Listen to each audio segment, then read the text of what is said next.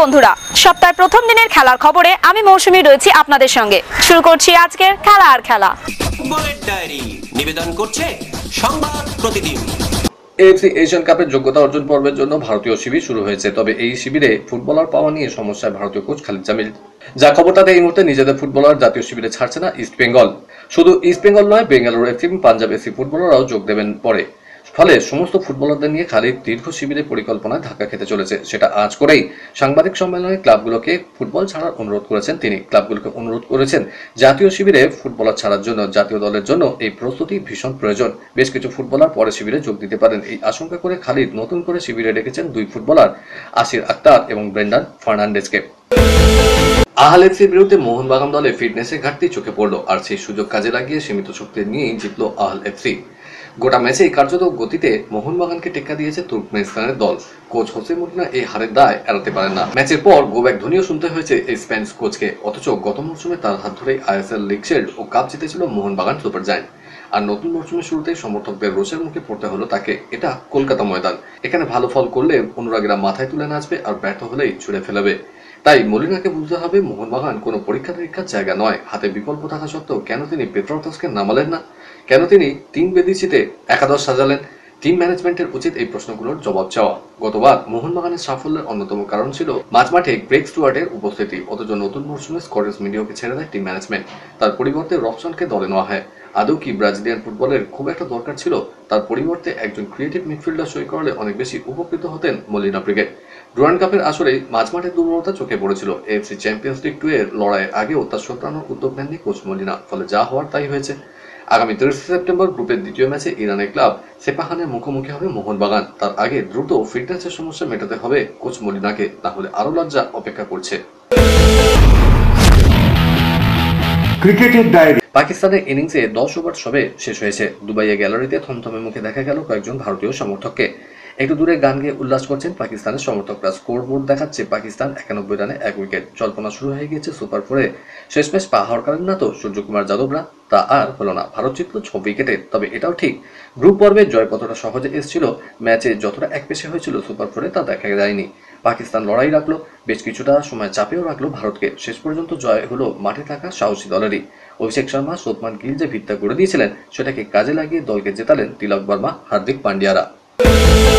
বিশ্বকাপ শুরুর আগে ভারতীয় দলের জন্য সুখবর। স্বপ্নের ফর্মে স্মৃতি মান্ধানা অস্ট্রেলিয়ার বিরুদ্ধে তৃতীয় একদিনের ম্যাচে 50 বলে 17 রান করলেন। মহিলাদের একদিনের ক্রিকেটে এটি দ্বিতীয় দ্রুততম 17 রান ভারতীয় ক্রিকেটের রেকর্ড। এমনকি টপকে গেলেন বিরাট কোহলির 52 বলে 17 রানের ভারতীয় রেকর্ডও। মহিলাদের একদিনের ক্রিকেটে দ্রুততম 17 রানের বিশ্ব রেকর্ড অস্ট্রেলিয়ার প্রাক্তন অধিনায়ক মেক ল্যানিংয়ের।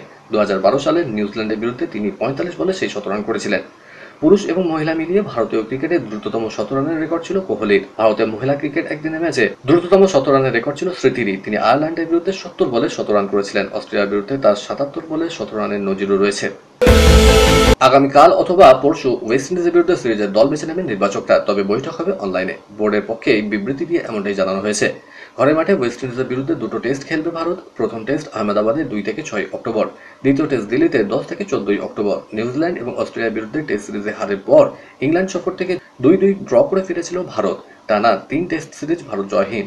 ঘরের মাঠে জেতার হাতছানি। হ্যান্ডশেক বিতর্কে উত্তাল ক্রিকেট দুনিয়া। গ্রুপ পর্বের ম্যাচে কর্মোদ্যোগ বিতর্কের পরে সুপার 4-এর ম্যাচেও উত্তাপ ছড়াতে পারে। সেখানে যে সূর্যরা পাক ক্রিকেটারদের সঙ্গে হাত মেলাবে না তা এক প্রকার স্পষ্ট, কিন্তু কেন কর্মোদ্যোগ করবে না? হাত মেলানোয় ভুল কি আছে? কিছুটা উল্টো সুরে কথা বলেছেন ভারতের প্রাক্তন অধিনায়ক মোহাম্মদ আজহারউদ্দিন। তিনি বলেছেন, আমার মতে কর্মোদ্যোগ করার মধ্যে কোনো ভুল নেই। যখন তুমি ম্যাচ খেলবে তখন সবকিছুই মেনে খেলা উচিত। হাত মেলানোয় তার মধ্যে অন্যতম। ভারতের ক্রিকেট বোর্ডের সভাপতি সহ বাকি পদে নির্বাচন যে হবে না তা আগে থেকেই বোঝা গিয়েছিল, কিন্তু সভাপতি কে হবেন তা নিয়ে কৌতূহল ছিলই। সকলকে চমকে দিয়ে সভাপতি পদে একমাত্র প্রার্থী হিসেবে মনোনয়ন জমা দিয়েছেন মিঠুন মিনহাজ। তা দেখে অনেকেই বিস্মিত। দেশের হয়ে একটিও ম্যাচ না খেলা ক্রিকেটার কিভাবে বোর্ডের সর্বোচ্চ পদে বসতে চলেছেন তা বুঝছেন না অনেকেই। এর নেপথ্যে রয়েছে কেন্দ্রীয় সরকারের গভীর অঙ্ক এবং মানহাসের চতুর বুদ্ধি। মানহাসকে যারা কাছ থেকে চেনেন তারাই বলেছেন, কোথায় কিভাবে কার কাছে প্রিয় এবং গ্রহণযোগ্য হয়ে উঠতে হয় তা মানহাসের থেকে ভালো কেউ জানে না। খেলার খেলাতে সময় হয়ে গেছে এখন একটা ছোট্ট ব্রেকের। ফিরছি ব্রেকের পর, দেখতে থাকুন খেলা আর খেলা।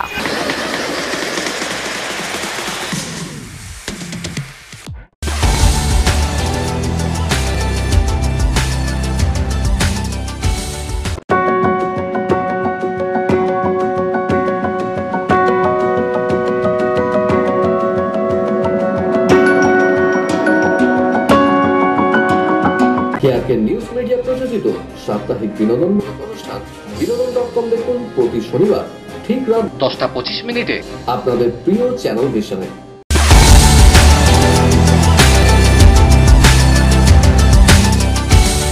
ব্রেকের পর ফিরে এলাম খেলা আর খেলাতে। বিদেশের ডায়েরি। ফুটবল জগতে এখনো এই দুজন মহাতারকা হিসেবে বিবেচিত হন। প্রথমজন লিওনেল মেসি, বর্তমানে মার্কিন মুলুকে দাপিয়ে ফুটবল খেলছেন। দ্বিতীয়জন ক্রিস্টিয়ানো রোনাল্ডো বল পায় সৌদি আরবের মরুভূমিতে ফুল ফোটাচ্ছেন। বড়সড় পট পরিবর্তন না ঘটলে আগামী বছর দুজনেই ফিফা বিশ্বকাপে খেলবেন। তার আগে ক্যারিয়ারের গধূলি বেলাতেও নিজেদের ক্লাবের হয়ে অসামান্য ফুটবল উপহার দিচ্ছেন। সৌদি প্রো লিগের ম্যাচে আল নাসরের হয়ে জোড়া গোল করলেন রোনাল্ডো। তার দল জিতল 5-1 গোলের ব্যবধানে। আল রিয়াদের বিরুদ্ধে রোনাল্ডো একা নন, জোয়াও ফেলিক্স জোড়া গোল পেয়েছেন। 6 মিনিটে কিংসলে কোম্যানের থেকে পাস পেয়ে প্রথম গোল ফেলিক্সের। প্রথমার্ধে কোমান এবং রোনাল্ডো একটি করে গোল করে 3-0 গোলে এগিয়ে যায় আল নাসের। মেজর লিগ সকারে জোড়া গোল এলো মেসির পাওয়া থেকেও। ইন্টার মায়ামির পক্ষে ম্যাচের ফল 3-2। প্রথম 10 মিনিটের মধ্যে 1 গোলে এগিয়ে যাওয়ার এরপর পুরো 90 মিনিট সেই ব্যবধান ধরে রাখা, কিন্তু শেষ মুহূর্তে ভুলে নিশ্চিত জয় মাঠেই ফেলে আসছিল ম্যানচেস্টার সিটি। ইংলিশ প্রিমিয়ার লিগে আর্সেনালের বিরুদ্ধে 1-1 গোলে ড্র করল পেপ গুয়ার্দিওলার ছেলেরা। 5 ম্যাচে 7 পয়েন্ট নিয়ে লিগ টেবিলের 9ম স্থানে সিটি। সমসংখ্যক ম্যাচ খেলে 10 পয়েন্ট নিয়ে 2 আর্সেনাল। লা লিগায় মায়োর্কার বিরুদ্ধে খেলা ছিল অ্যাটলেটিকো মাদ্রিদের, এগিয়ে গিয়েও তারা শেষ পর্যন্ত 1-1 গোলে ড্র করল। 72 মিনিটে লাল কার্ড দেখেছেন মাদ্রিদ শিবিরে আলেকজান্ডার সার্লোত।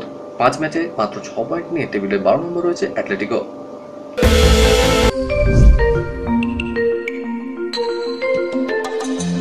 বিশ্ব চ্যাম্পিয়নশিপে প্রত্যাশা পূরণে ব্যর্থ হয়েছেন, তারপরে ইঙ্গিতবাহী মন্তব্য নীরজ চোপড়ার। যে টোকিওতে অলিম্পিক সোনা জিতেছিলেন সেই টোকিও ট্র্যাক থেকেই খালি হাতে ফিরেছে ভারতের সোনার ছেলে।